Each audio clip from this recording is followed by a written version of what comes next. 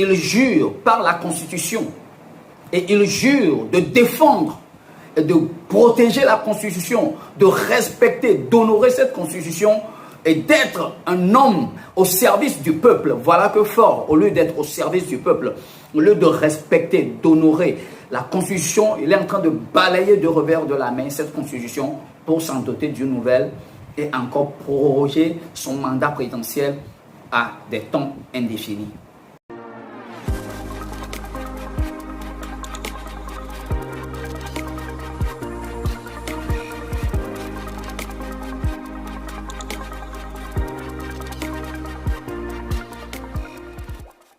Salut les amis, une opportunité pour nous de nous retrouver encore dans ce contenu Parlons de tout.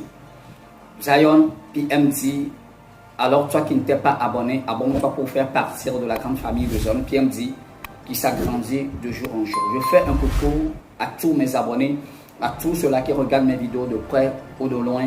Je vous dis, je vous aime, bonne journée à tous. Avant de rentrer dans le vif du sujet, je voulais dire à tous ceux qui sont en train de suivre ce sujet, ce contenu, de le partager tellement car c'est important pour l'avenir du peuple togolais.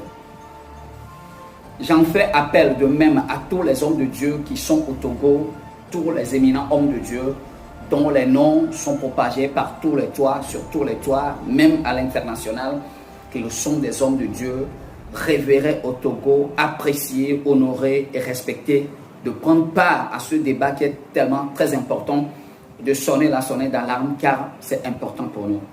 Je me présente, je me nomme Atati Kofiche Zionvi, un apôtre d'église qui dirige une église et à part mon service ecclésiastique, je suis encore dans l'entrepreneuriat et je fais beaucoup de choses. Je voulais me présenter parce que le sujet que je vais entamer est tellement très sensible et très important pour l'avenir du Togo. Nous savons que dans quelques semaines passées, le Parlement togolais voulait voter une loi qui sera une nouvelle constitution pour abandonner l'ancienne. Ils veulent passer d'un régime présidentiel à un régime parlementaire pour sauvegarder le pouvoir à vie du jeune doyen Faure Eswazimna Gnassingbé.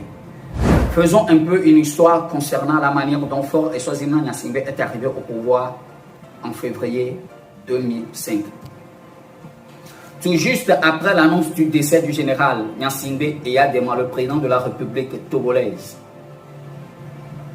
Faure Eswazimna Gnassingbé, sous le gide des généraux de l'armée togolaise, dirigés suffisamment par le général Nonja, a été imposé au peuple togolais comme le nouveau président de la République togolaise. À ce que l'ordre, la sécurité et la paix règne sur toute l'étendue du territoire national. À cet effet, les forces armées togolaises se trouvent à l'évidence que la vacance du pouvoir est totale. Le président de l'Assemblée nationale étant absent du territoire national. Pour ne pas laisser perdurer cette situation, les forces armées togolaises ont décidé de confier le pouvoir à M. Faure Gnassingbé à partir de ce jour. Fait à Lomé le 5 février 2005, les forces armées togolaises. Nous, forces armées togolaises, vous reconnaissons comme président de la République et vous prêtons serment. Nous déclarons vous servir loyalement à partir de cet instant. C'est de la consternation. Le peuple togolais était bouleversé. C'est une bataille qui a été engagée entre le peuple togolais et le régime répété d'alors. Ça n'a pas été facile, mais pourtant le peuple est arrivé à bout. Car dans la même nuit, Faure est passé d'un simple parlementaire à un président de l'Assemblée nationale pour pouvoir gérer les affaires de la nation, être à la présidence, puisque en cas de vacances présidentielles, c'est le président de l'Assemblée nationale qui est apte à être le président intérimaire et gérer les affaires de la nation. Ainsi, pour jouer à ce jeu, on a promulgué dans la même nuit Faure Eswazimna Gnassingbé en tant que président de l'Assemblée nationale pour pouvoir prendre les rênes de la présidence du Togo en tant que président intérimaire et après se présenter aux élections présidentielles de la même année 2005 et devenir totalement un président. Mais quand le peuple s'est soulevé dans un soulèvement populaire, ses amis de la CEDEAO, ses amis de l'UE, ses amis de la 5G lui ont conseillé de faire un retour en arrière et revenir dans les compétitions présidentielles pour pouvoir briguer le mandat présidentiel, puisque cela lui est déjà offert sur un plateau d'or à travers les négociations. Ce fut fait. Dans cette année 2005, plus précisément en avril, les élections présidentielles ont eu lieu. Dans un bain de sang, pas possible. Bon nombre de Togolais ont perdu la vie. Même si c'est un seul Togolais qui a perdu la vie dans une élection, l'élection est entachée de sang et cette élection-là doit être complètement refaite. Mais pourtant, nous sommes en Afrique. 1000 Togolais ont perdu la vie dans ces élections, dans ces problèmes politiques en cette année 2005 au Togo. Fort a brigué la magistrature suprême dans le sang des Togolais. Mais jusqu'aujourd'hui, rien n'a été fait. Il n'y a pas eu de réparation. Rien n'a changé. Les problèmes continuent. En 2017, un autre soulèvement qui a été pour renverser le régime en place, passer de RPT à UNIR, ce régime a fait appel encore à ses amis de la CEDEAO qui le sont venus à la rescousse pour briser ce soulèvement populaire et permettre à Faure Eswazimana Gnassingbé de se doter encore d'une nouvelle constitution et redémarrer son compteur à zéro et prendre encore une nouvelle fois les rênes du peuple togolais et être un président pour un nouveau 2 mandats. Les Togolais qui sont des pacifistes se sont laissés faire parce que voulant sauvegarder coûte que coûte la paix dans la sous-région, surtout dans la nation togolaise. Ce qui a donné encore de l'espoir à ce régime UNIR de pouvoir préparer encore une autre fois une énième température pour encore maintenir Faure Eswazimana Gnassingbé au pouvoir aussi longtemps qu'il le désire. Mais ce qui m'a surpris dans cette affaire, jusqu'à aujourd'hui, les organisations internationales qui ont volé à la rescousse de Faure Eswazimana Gnassingbé en 2005, en 2010, en 2017, n'ont pas levé le petit doigt pour interpeller leur ami Faure Eswazimana Gnassingbé pour lui dire ça suffit, c'en est assez. L'UE est en train de voir cette mascarade en train d'être perpétrée au Togo dans le parlementaire sans broncher. La CEDEAO n'en a plus bronché, l'UA n'en a plus bronché, la G5 n'en a plus bronché. Alors ce qui veut dire que les Togolais ont du pain sur la planche. Ils doivent se lever pour leur destin, pour l'avenir de la jeunesse togolaise, car le Togo est en train d'être brimé, le Togo est en train d'être pris en otage par un seul régime, le régime RPT UNIR. Nous savons tous qu'en 2020, ou bien chaque fois qu'il y ait les élections présidentielles et que Faure sort gagnant, il jure par la Constitution et il jure de défendre et de protéger la Constitution, de respecter, d'honorer cette Constitution et d'être un homme au service du peuple. Voilà que Faure, au lieu d'être au service du peuple, au lieu de respecter, d'honorer la Constitution, il est en train de balayer de revers de la main cette Constitution pour s'en doter d'une nouvelle et encore proroger son mandat présidentiel à des temps indéfinis. Devant Dieu et devant le peuple togolais, seul détenteur de la souveraineté populaire, nous, Faure Eswazimana Gnassingbé, élu président de la République conformément aux lois de la République, jurons solennellement de respecter et de défendre la Constitution que le peuple togolais s'est librement donnée, de remplir loyalement les hautes fonctions que la nation nous a confiées, de ne nous laisser guider que par l'intérêt général et le respect des droits de la personne humaine, de consacrer toutes nos forces à la promotion du développement, du bien commun, de la paix et de l'unité nationale,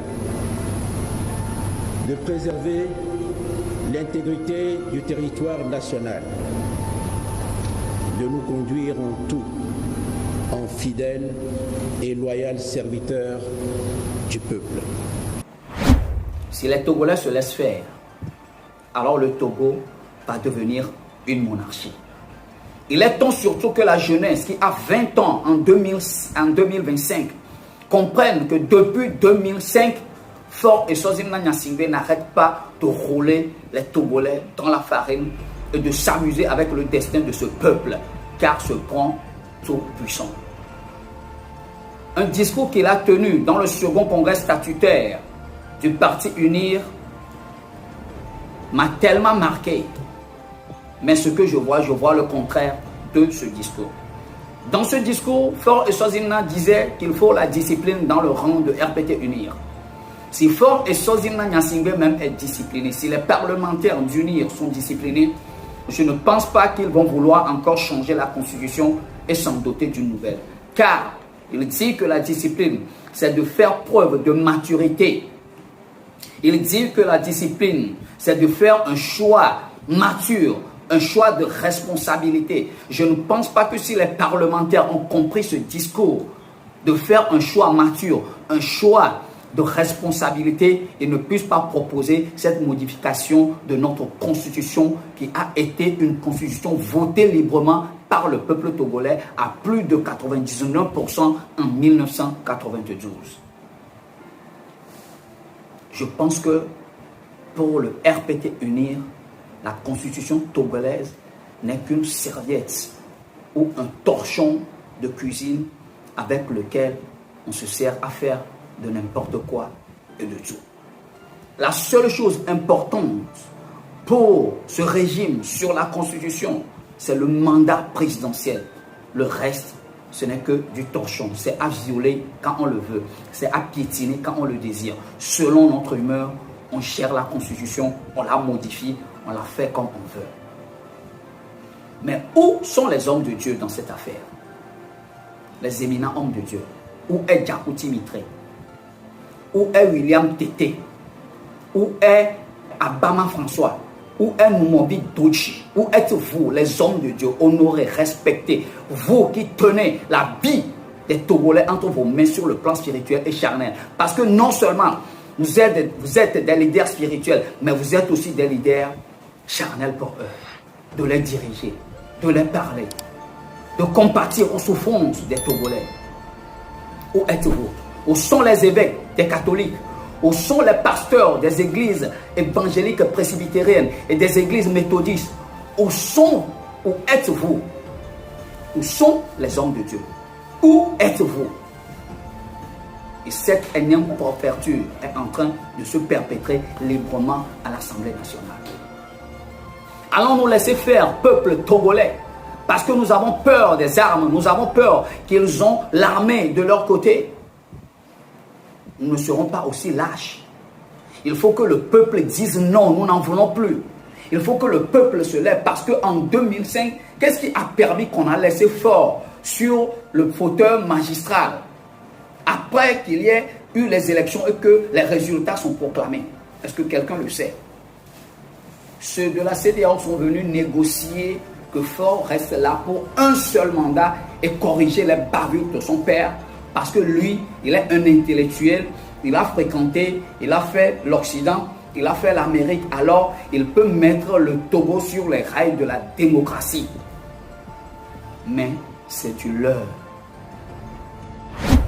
Je vais vous dire une chose. Allez-y. Oui. Quand le chef de l'État, Faure Gnassingbé, a pris le pouvoir en 2005, ses amis de la CEDEAO, ses amis de l'Union européenne, tout le monde a commencé à argumenter en disant « Oui, c'est un jeune, il a fait des études, et il a de bonnes manières, et c'est le fils du général, dictateur, et donc, si on lui donnait le pouvoir pendant un mandat, il ferait une transition et il va mettre le pays sur les rails de la démocratie. » Et on disait que nous sommes engagés dans un processus de démocratisation. Eh bien, 20 ans après, le chef de l'État, il est là. Il ne veut pas quitter le pouvoir. Il n'a pas fait la démocratisation. Et aujourd'hui, nous sommes dans un processus inverse. C'est-à-dire qu'il a engagé le pays dans une autocratisation. On n'est plus dans un processus de démocratisation, on est revenu dans un processus d'autocratisation. Qu'est-ce que ça veut dire? Ça veut dire que, eh bien, les Togolais ont été floués. Ça veut dire que les Togolais ont été trompés. Et aujourd'hui, on a encore récemment, en fin d'année, l'Assemblée nationale qui nous dit qu'ils veulent modifier la Constitution. Pour donner des années supplémentaires à sa présence au pouvoir. Le mandat qui va passer de 5 à 7, c'est ça? Eh bien, ils ne l'ont pas dit officiellement, mais c'est ce qu'on entend dire. Mais quelle est aujourd'hui la raison qui puisse motiver le changement de la Constitution pour passer de 5 ans à 7 ans? Quelle est la raison? Je pense que nous sommes justement dans un pays où finalement on fait du peuple togolais ce qu'on a envie de faire, on fait de la démocratie le jeu qu'on a envie de faire et nous avons un masque, on a comme un masque de démocratie. Le Togo n'est pas un pays démocratique. On a trompé le peuple togolais. Ils ont trompé la vigilance des opposants qui se sont laissés faire, pensant que la CEDEAO tiendra sa parole, pensant que Faure et Sozimna Gnassingbé tiendra sa parole. Mais nous avons vu un contraire total. Faure et Sozimna Gnassingbé, le jeune doyen, le prince de Lomé II, il dit ceci, mais il est incapable de le faire. Et au niveau des parlementaires, ils sont en train de foutre de l'indiscipline, ils sont en train de foutre des désordres, ils sont en train de foutre n'importe quoi là, soi-disant qu'ils ont proposé une nouvelle loi pour pouvoir passer d'un régime présidentiel à un régime parlementaire où seuls les parlementaires nomment un président. Depuis quand ça va se passer au Togo? Même les parlementaires, c'est le peuple qui les élit. Ce n'est pas eux-mêmes qui se retrouvent là-bas pour faire de n'importe quoi. Ils doivent comprendre que c'est comme ça que le peuple est libre de choisir son président, de choisir son guide, de choisir celui-là qui serait son leader pour le développement de la nation. Si les Togolais ne se lèvent pas, vous qui avez donné des enfants en 2005, en 2025, ils auront 20 ans. Quel avenir ils ont? Ils ont des masters, ils ont des licences, ils ont des BTS, des brevets de techniciens supérieurs dans beaucoup de domaines. Ils font quoi jusqu'aujourd'hui? On vous dit qu'il n'y a plus d'emploi. Le ministère de la fonction publique ne reçoit plus, il n'y a plus de concours. Il n'y a plus d'emploi pour nos jeunes frères. Il n'y a plus d'emploi pour nos enfants. Ils sont partout dans les rues, en train de pavaner, en train de sillonner dans les rues, en train de mettre leur nu sur les réseaux sociaux pour gagner de l'argent. Parce que c'est la seule chose qu'on leur a pu donner. Et nous allons nous laisser faire.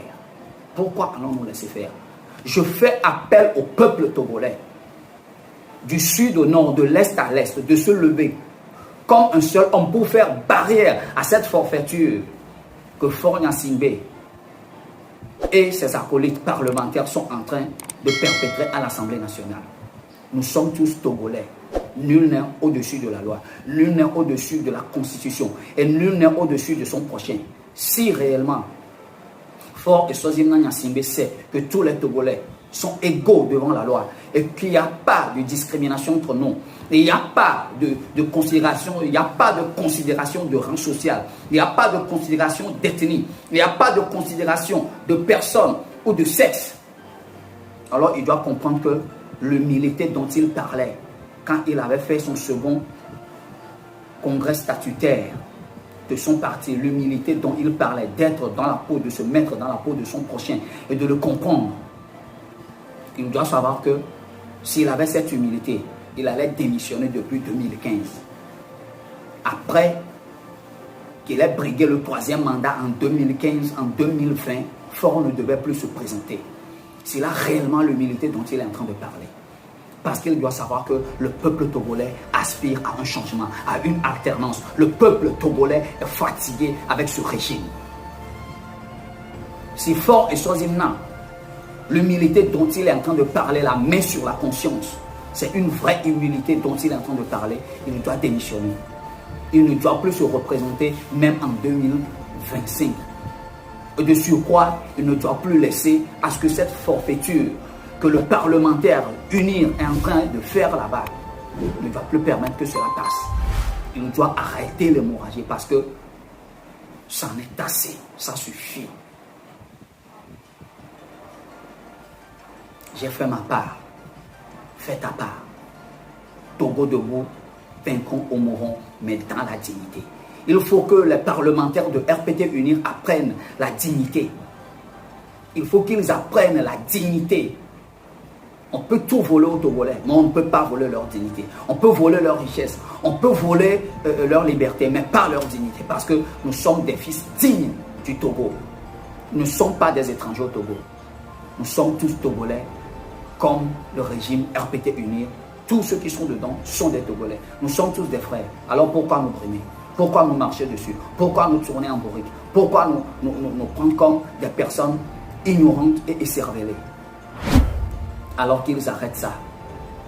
Que les parlementaires qui sont là, qui sont dans l'illégalité, dans l'illégitimité, ils n'ont qu'à arrêter ça. Parce qu'ils veulent exploser le Togo. Ils veulent détruire le Togo. Ils veulent que les Togolais fassent ce qu'ils ne doivent pas faire. Donc, ne poussez pas les Togolais à bout. Car nous sommes tous frères. Alors sortez de ce que vous êtes en train de faire. C'est le mal. C'est le mal. Que Dieu bénisse le Togo. Que Dieu pousse les Togolais à réclamer leurs droits et à arrêter cette forfaiture. Dieu bénisse le Togo. Je vous aime. Dieu vous aime.